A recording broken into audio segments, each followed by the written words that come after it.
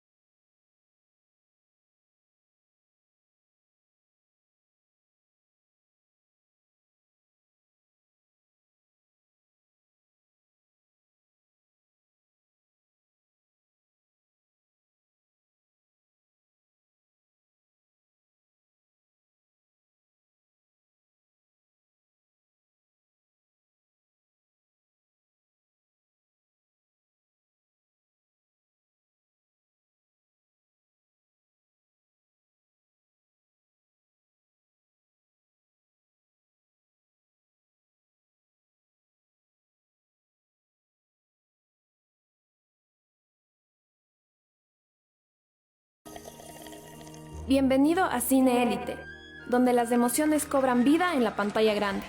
Vive historias que te conectan con nuestra tierra. Siente la pasión del cine ecuatoriano y disfruta de los grandes estrenos que todos esperan. Mi momento ha llegado.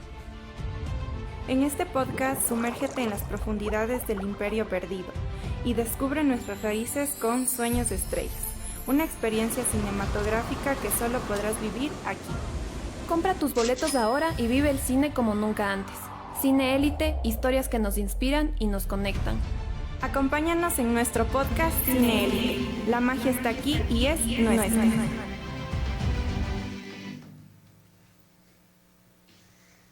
Bienvenidos a Cine Élite. Hoy hablaremos de películas basadas en hechos históricos, en este caso la Segunda Guerra Mundial, en donde tocaremos películas que dejaron un impacto en muchas personas. Hablaremos sobre El pianista, El niño con pijama de rayas y Jojo Rabbit. Tocaremos sus datos interesantes, algunos datos interesantes de estas películas, datos curiosos, y en general hablaremos de estas tres películas que, vaya, son muy impactantes en muchos sentidos.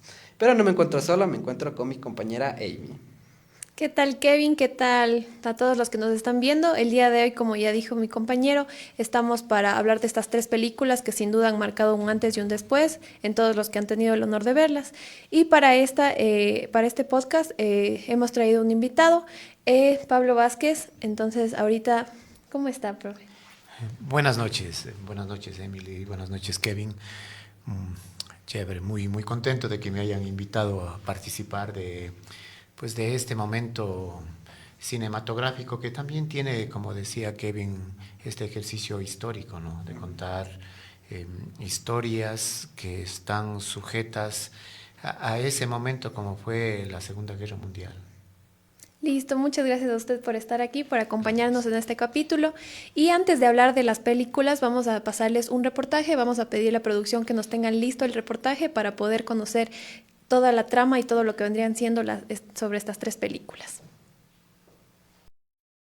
Varsovia, 1939. La Segunda Guerra Mundial irrumpe sin avisar. La ciudad polaca cae bajo la ocupación nazi y comienza una de las etapas más duras de la historia. el exterminio sistemático del pueblo judío. El pianista, dirigida por Roman Polanski, es más que una película, es una memoria viva. Nos muestra la vida de Westlake Spielmann, un talentoso pianista judío que, poco a poco, lo pierde todo, excepto su música. Spielmann sobrevive al hueto, el hambre, a la soledad, vive escondido entre ruinas, perseguido, despojado de su humanidad, y aún así, no deja de ser un artista. Su piano, aunque silenciado, representa la dignidad, la cultura que el régimen quiso aniquilar. La historia no es una simple reconstrucción de los hechos, es un testimonio del arte como refugio, como resistencia silenciosa en medio del caos.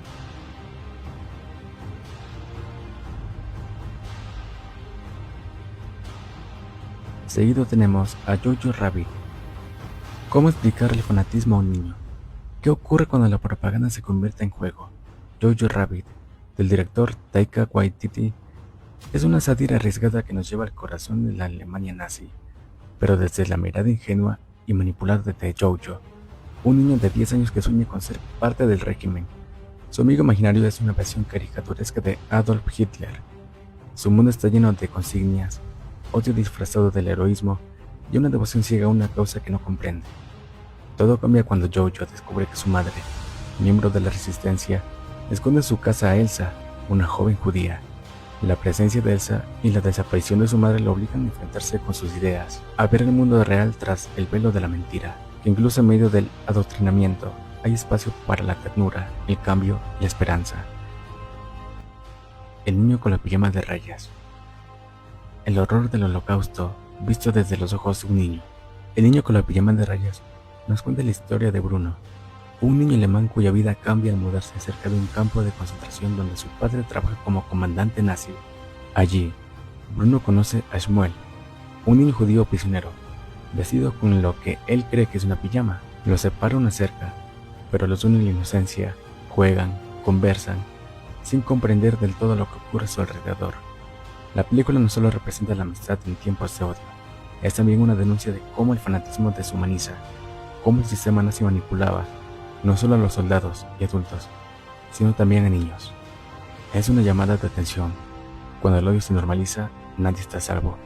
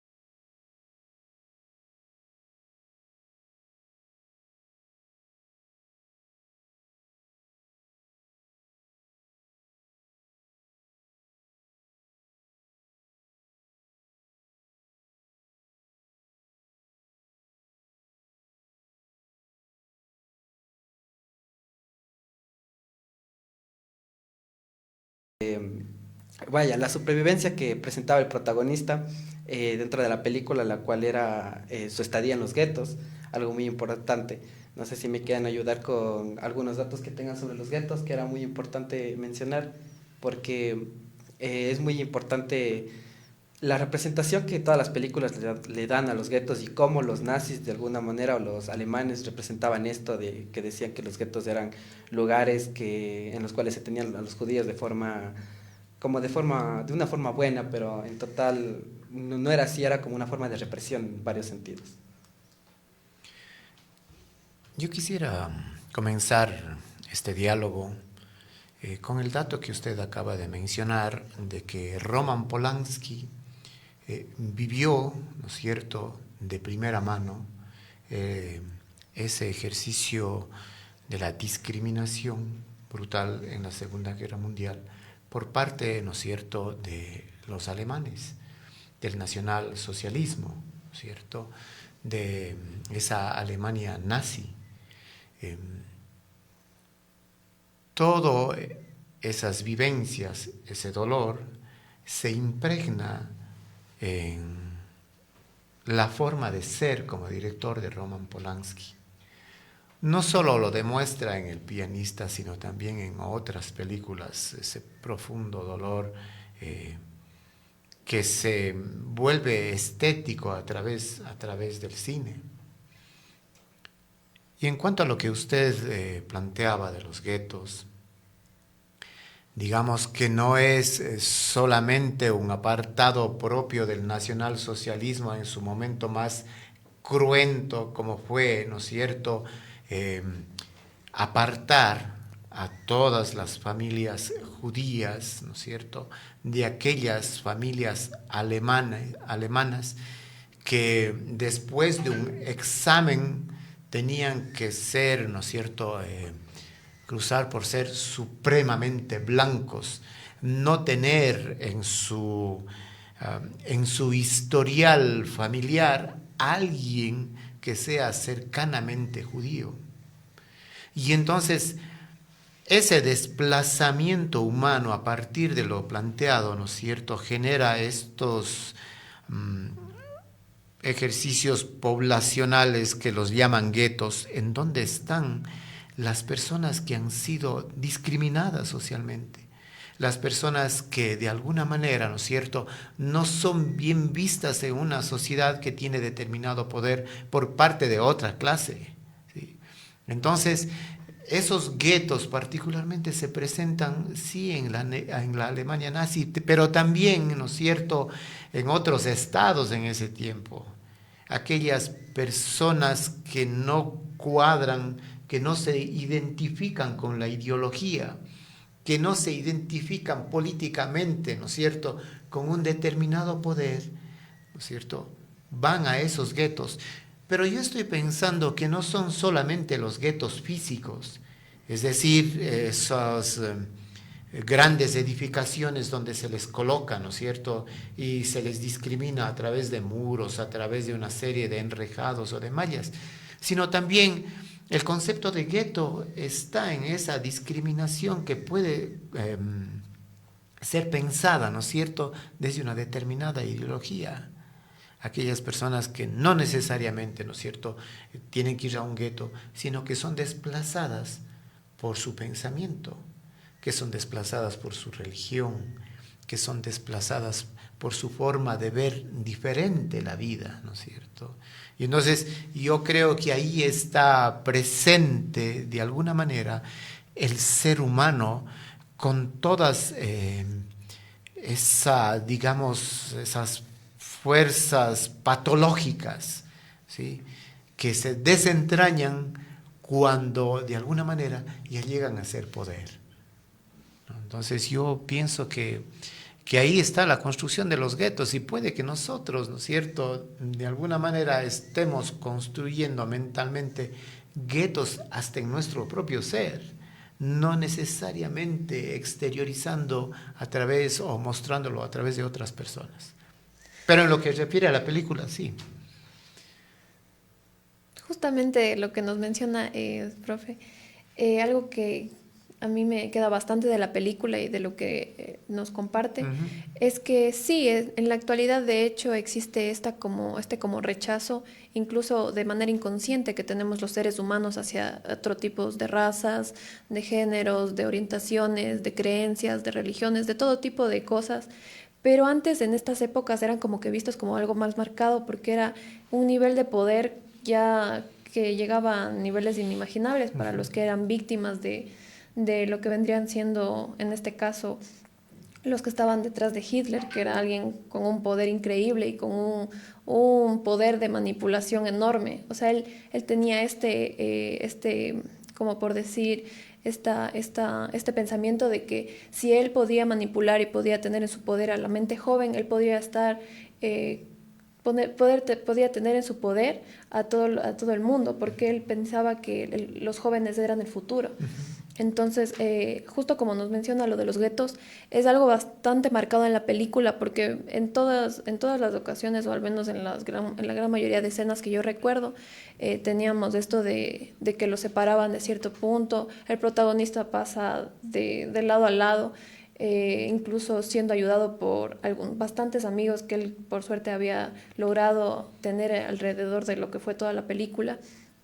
Y sí, de hecho, a mí me impactó bastante cómo los tiraron casi como basura. O sea, fue un rechazo increíble y a un nivel que ya incluso parecía inhumano. No sé, Kevin, ¿tú qué opines?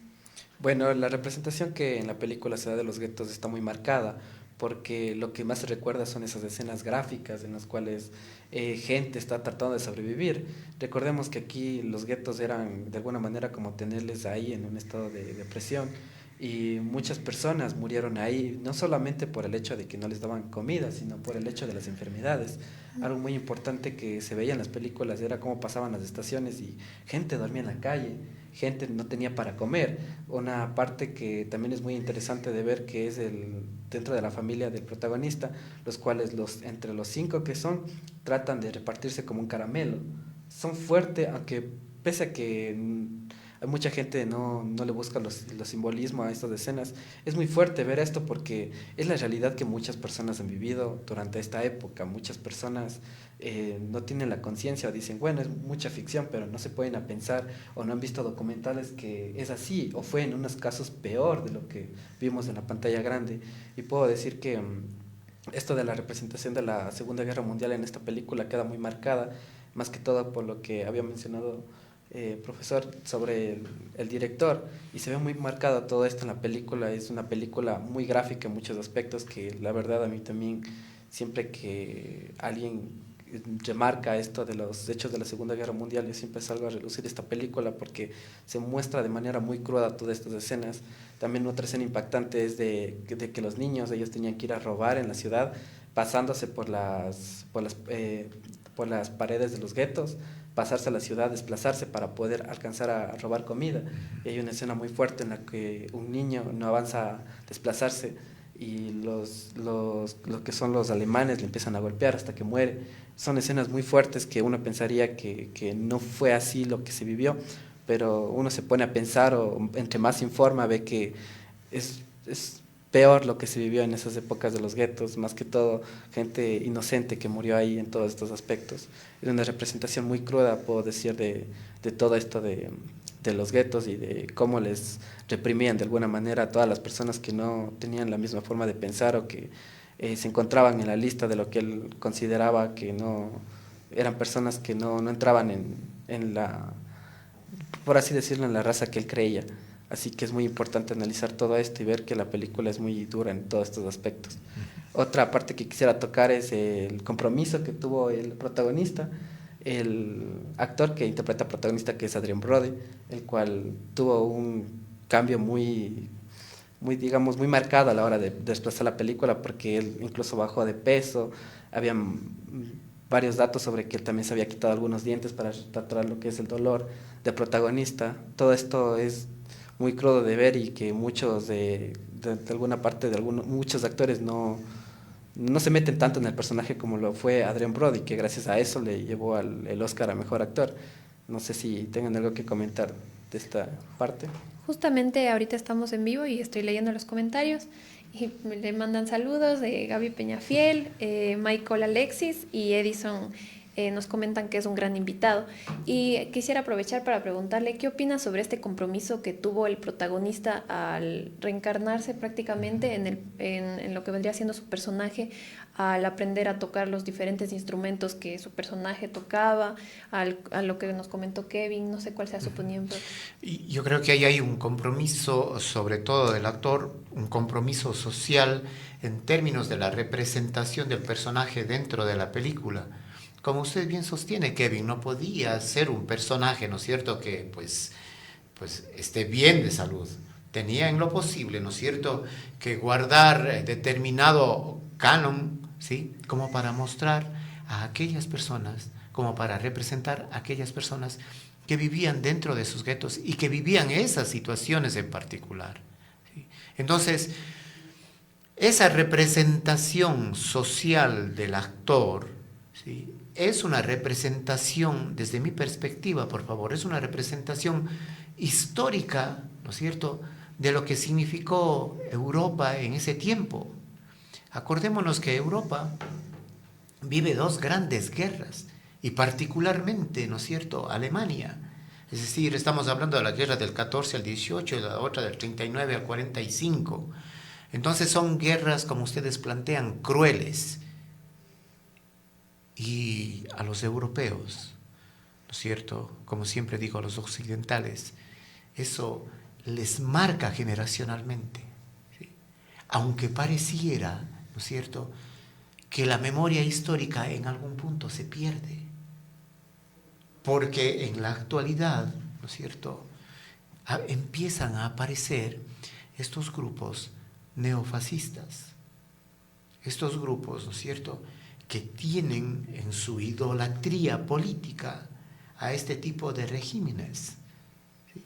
Y es en contra de esas posiciones de orden político, ¿no es cierto?, de orden ideológico, en donde, por ejemplo, particularmente el mundo del cine hace su presencia, y hace su presencia, ¿no es cierto?, con actores como los que ustedes acaban de nombrar.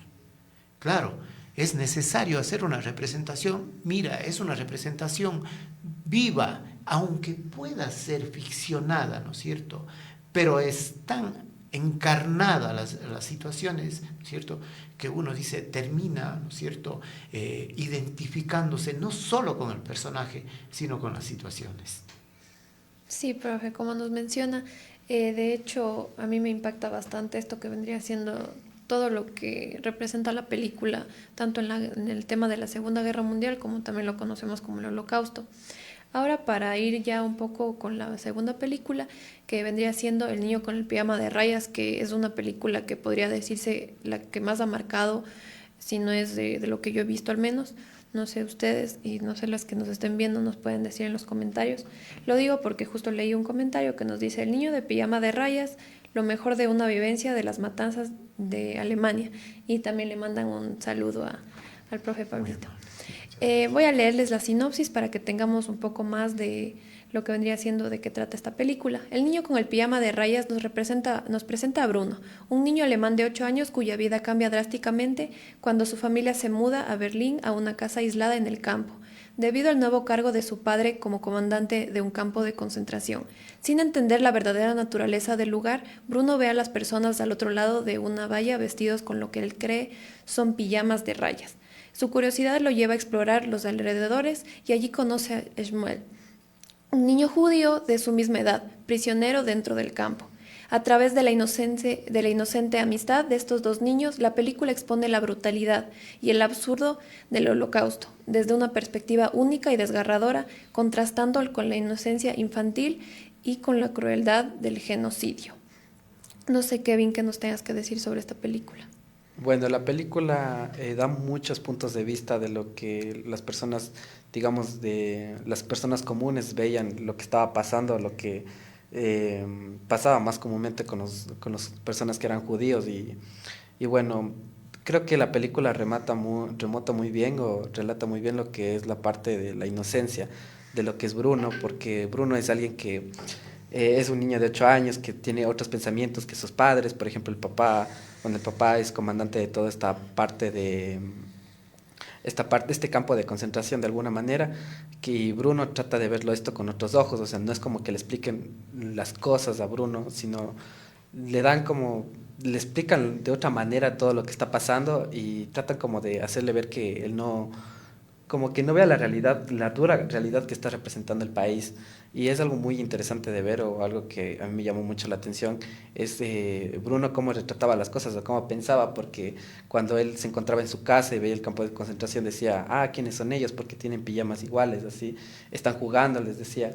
Incluso cuando se encuentra con el niño, él decía como que están en un juego o de alguna manera porque están con estas pijamas y todo esto. Él no entendía muy bien lo que estaba pasando y tampoco es que le explicaban, porque en la película también se remarca mucho el hecho de la propaganda que ejercían los alemanes, los nazis, sobre toda la población, empezando con la educación. Por ejemplo, el profesor de Bruno le decía como que, sí, los alemanes somos, los nazis somos una raza superior, tenemos estos pensamientos, cualquiera que se interponga en esto debe, de alguna manera, no debe reprimirse, como que le da estos ámbitos o le da esta representación de abuso que se ejerce mediante la educación, porque veo que está muy retratado esto de que al niño y a la hermana, a lo que más le afectó fue a la hermana, a todos estos comentarios que decían los mayores, por ejemplo el papá, los militares que se encontraban ahí, el profesor, porque la mamá, la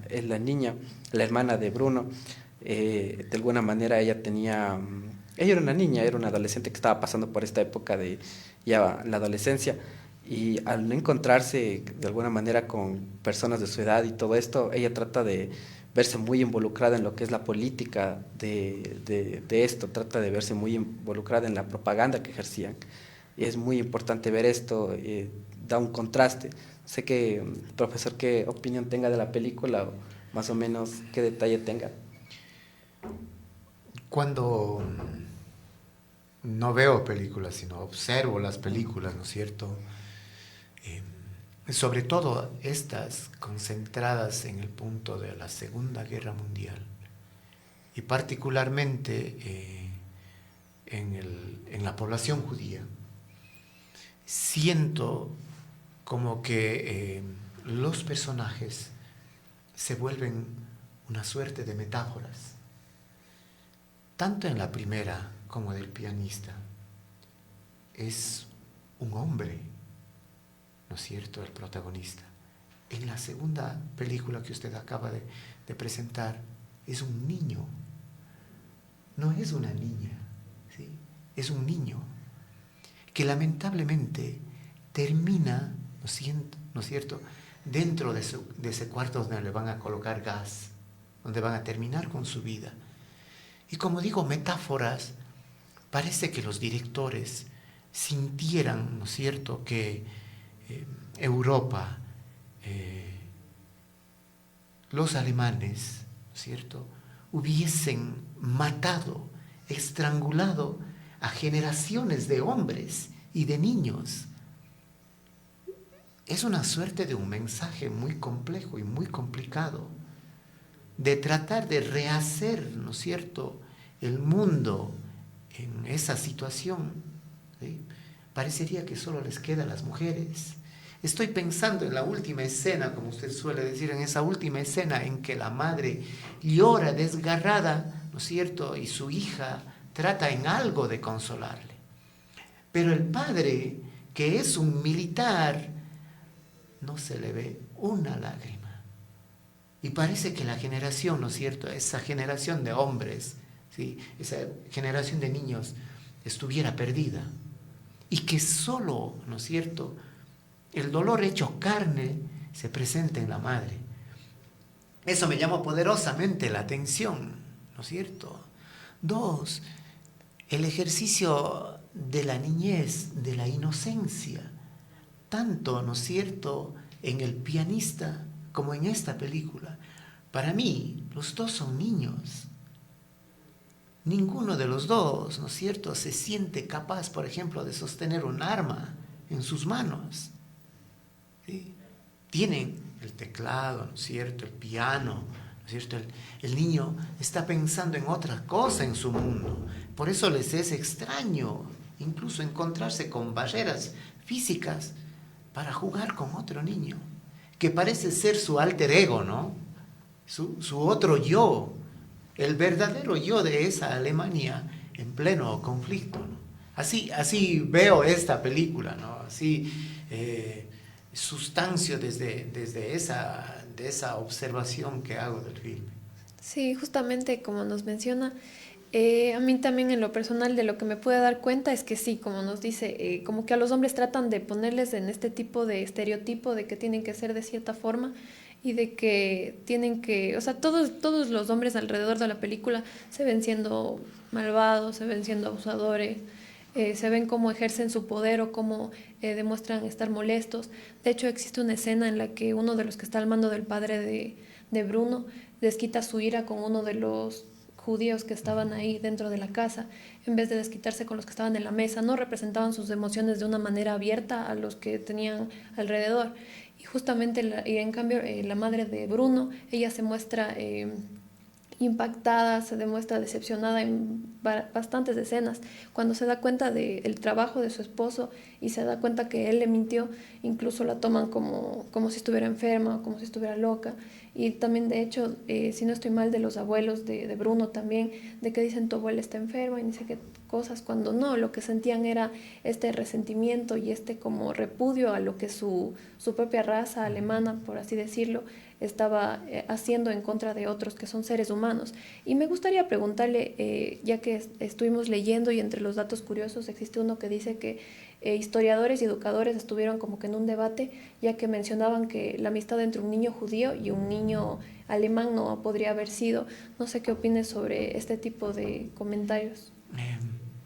Digo, eso es posible a lo mejor pensar desde ese apartado del mundo académico, científico, ¿no? Pero hay que recordar que un filme está hecho más de otro tipo de materia, de otro tipo de sustancias. Así es que las libertades creativas que tenga el director en torno al filme, ¿no es cierto?, son totalmente válidas. Y lo que yo planteaba aquí es que es el alter ego. Es decir, yo, niño, me estoy viendo, ¿no es cierto?, en ese otro niño que está sufriendo las calamidades que a lo mejor yo no. Es posible que desde algunas teorías puedan decir, no hubo tal amistad. Sin embargo, ¿no es cierto?, uno cuando es niño hace muchas amistades. No piensa ni en el bien ni en el mal. Uno juega con el amiguito que vive a la vuelta de la esquina.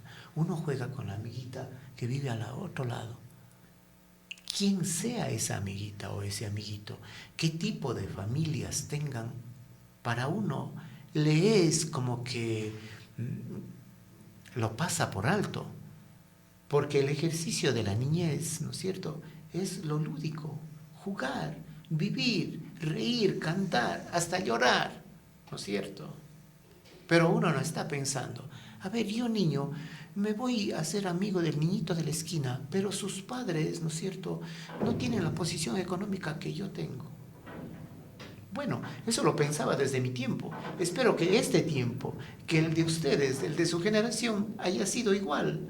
Porque uno quiere tener amigos en todas las instancias. Y claro, esas amistades de la infancia, con el tiempo, ¿no es cierto?, escinden, se dividen, mueren, porque cada quien asume su propio camino y asume su propio rol. Y puede que en la edad adulta vuelva a verle, ¿no es cierto?, a mi amigo, pero ya grande, adulto, pero en otras condiciones. Y a lo mejor yo ni siquiera me acerque. Pensando desde adulto, sí, pero pensando desde un ser niño o un ser niña, difícilmente. Esa es mi apreciación, Emily. Sí, justamente ahorita que nos hace mención a esto de la inocencia que representan los niños y cómo se ve representada en al menos esta película del niño de la pijama de rayas. Voy a darle paso a Jojo Rabbit porque siento que es la película que mejor representa los temas que ahorita tocó, de que a las mujeres ya como que les ponen en un lado y a los hombres en otro, ya que en varias escenas de esta película también se puede ver cómo les imparten algo diferente a ellas, totalmente diferente de lo que les imparten a los hombres, y aquí también se hace una apreciación más directa a lo que vendría siendo la inocencia y cómo los niños absorben y demuestran esto, lo que vendría siendo lo que les implantaban en estas épocas. Voy a leer la sinopsis de Jojo Rabbit para que podamos entender un poco más de qué trata esta película y podemos darle paso al conversatorio.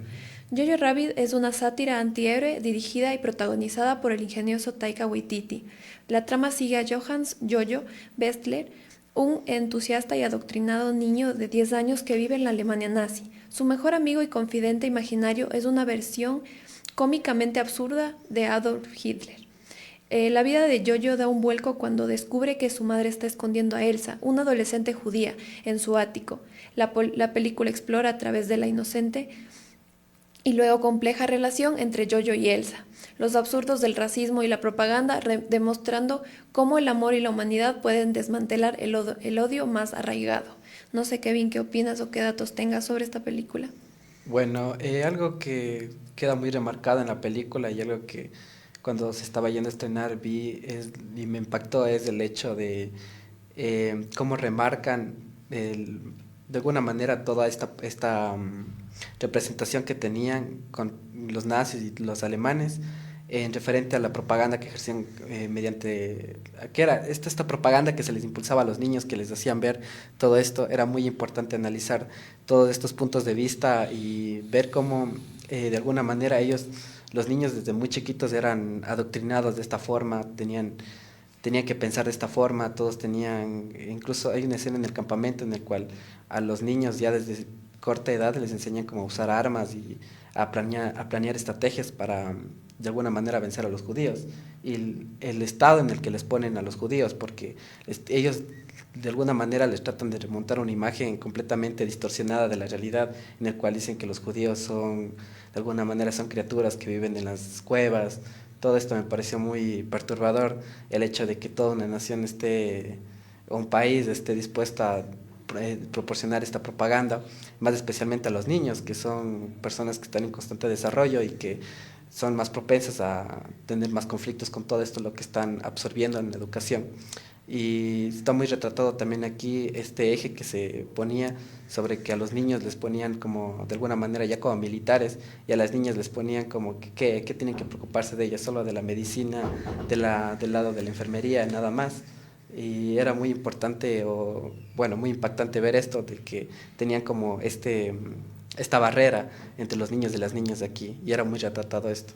No sé, profesor, que me quiera comentar de esta película. Sí, yo quería, con el permiso de ustedes, un poquito regresar a la película anterior, porque me acuerdo de una escena de Jesús de Nazaret, de Franco Zeffirelli, una miniserie para televisión. Y me acuerdo particularmente en la que Cristo está crucificado, ¿sí? Y su madre llora, pero llora a gritos. Yo digo, ese niño que estuvo, ¿no es cierto?, en esa cámara de gas, era Jesús. Porque empiezo como que a concatenar escenas, que empiezo a concatenar momentos. Eso solo, y por favor discúlpeme la digresión.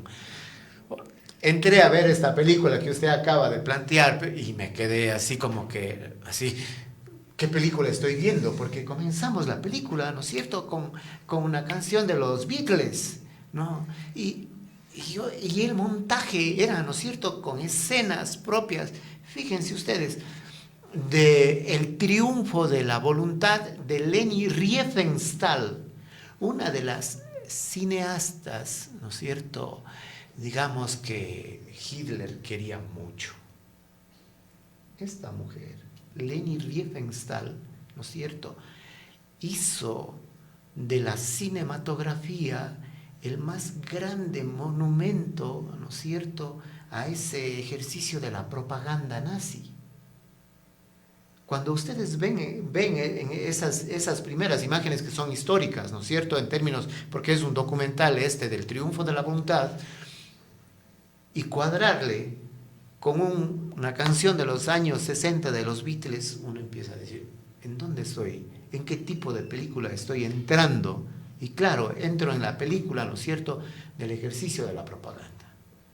Propio no solamente del régimen nazi, pero sí, ¿no es cierto?, creo que ellos dieron el impulso, quito el creo, dieron el impulso, ¿no es cierto?, la base para lo que sería la propaganda del siglo XX y la propaganda del siglo XXI.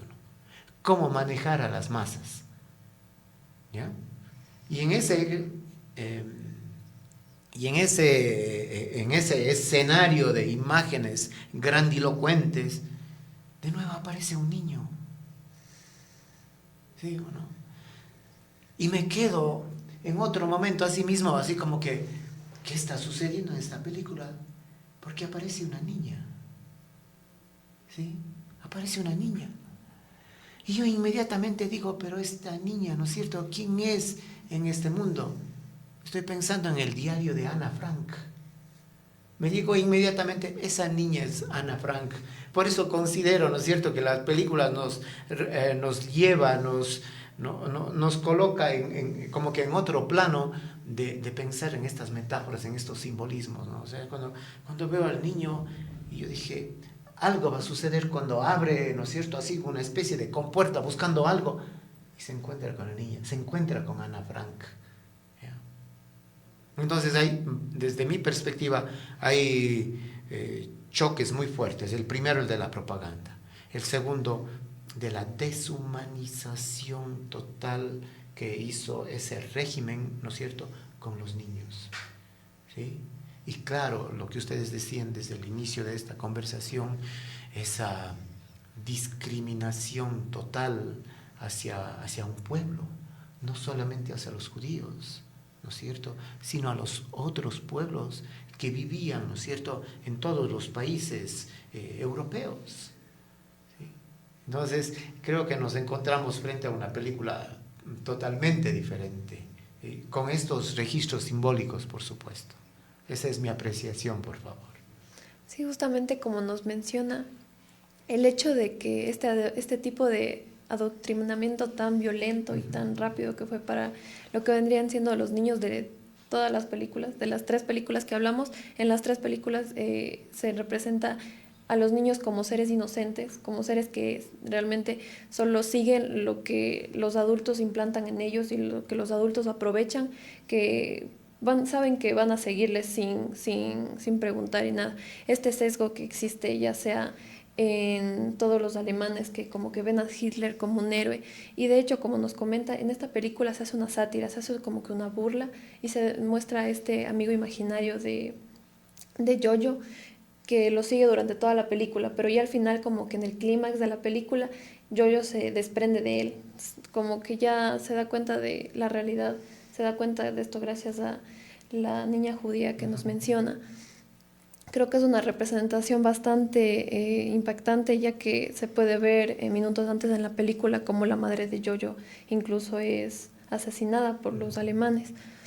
Entonces, para ya ir cerrando este episodio, voy a pedir a la producción que nos tengan lista la nota del día, que nos va a dar un pequeño dato sobre lo que vendría siendo el Holocausto que marcó tanto y de lo que vendría siendo el tema central de las 3 películas de las que estamos hablando.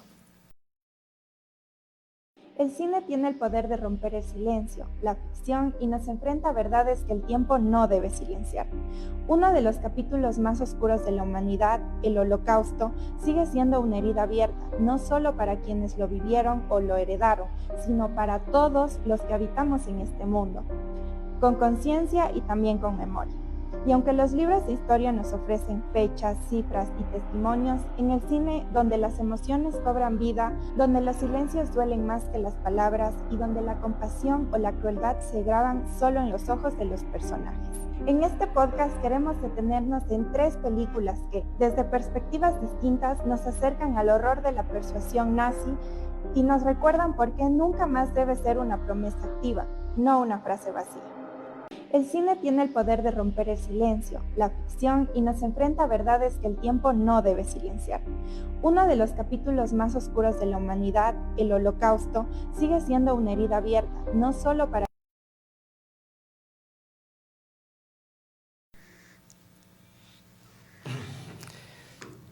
Acabamos de hablar de esas 3 películas, las cuales han formado un impacto en varias generaciones, mejor dicho, porque cada de las películas escogidas tienen diferentes fechas de estreno y son diferentes películas, las cuales con varios directores que han retratado diferentes perspectivas de lo que se vivió en esta época, en estos años de alguna manera tan atroces, los cuales son marcados visualmente en todo texto de educación cultural. Recuerdo mucho que cuando era, más que todo, más que cuando estaba en el bachillerato, veía este texto de la representación de lo que es el Holocausto y la Segunda Guerra Mundial, y veo que no lo retratan tan a profundidad. Es como que dicen, bueno, aquí surgió esto, el otro, pero no se remarca muy bien en las consecuencias que trajo, en el impacto que tuvo en el mundo. Y es muy importante observar todo esto, es muy importante analizar cada uno de los puntos y de las perspectivas que se tiene dentro de esta época tan, ya digo, tan nefasta a mi parecer. Bueno, no sé, profesor, si nos puede ayudar con una vista que tenga de las tres películas, de Sí. lo que tratan de representar.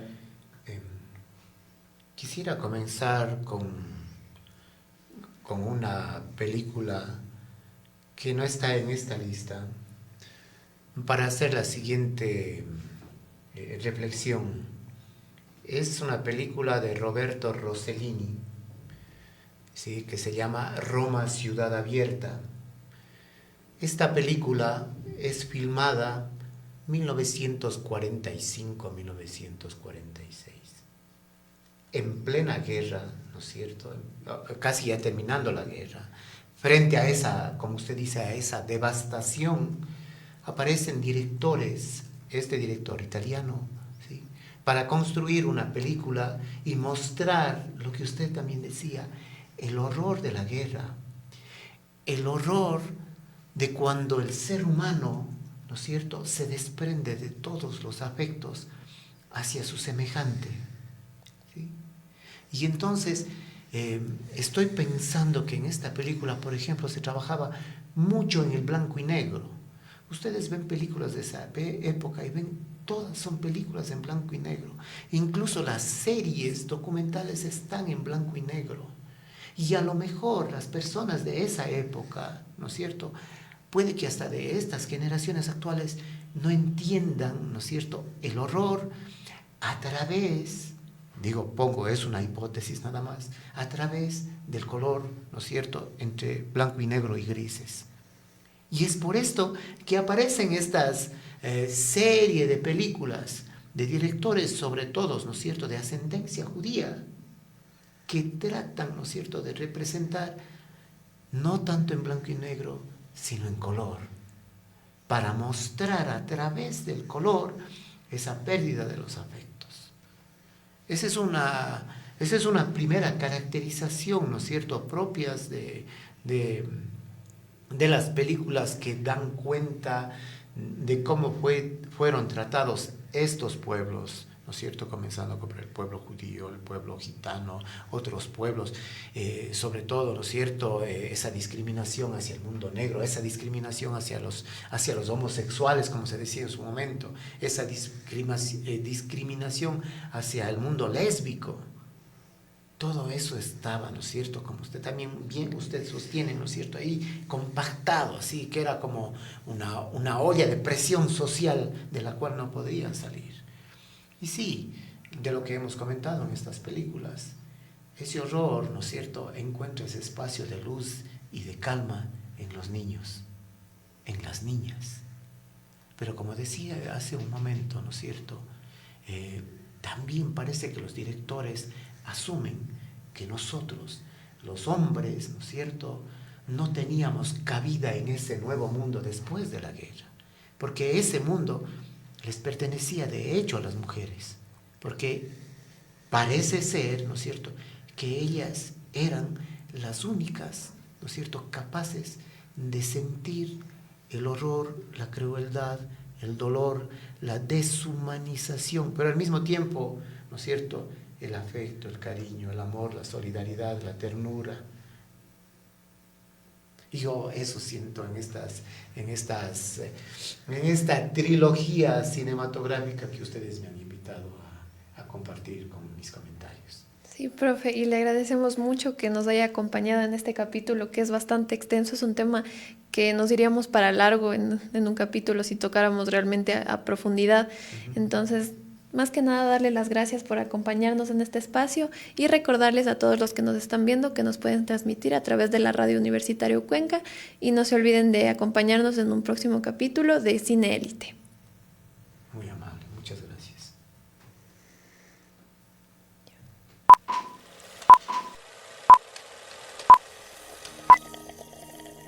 Bienvenido a Cine Élite, donde las emociones cobran vida en la pantalla grande. Vive historias que te conectan con nuestra tierra. Siente la pasión del cine ecuatoriano y disfruta de los grandes estrenos que todos esperan. Mi momento ha llegado.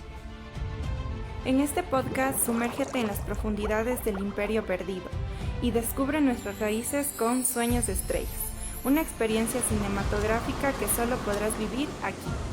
Compra tus boletos ahora y vive el cine como nunca antes. Cine Élite, historias que nos inspiran y nos conectan. Acompáñanos en nuestro podcast Cine Élite. La magia está aquí y es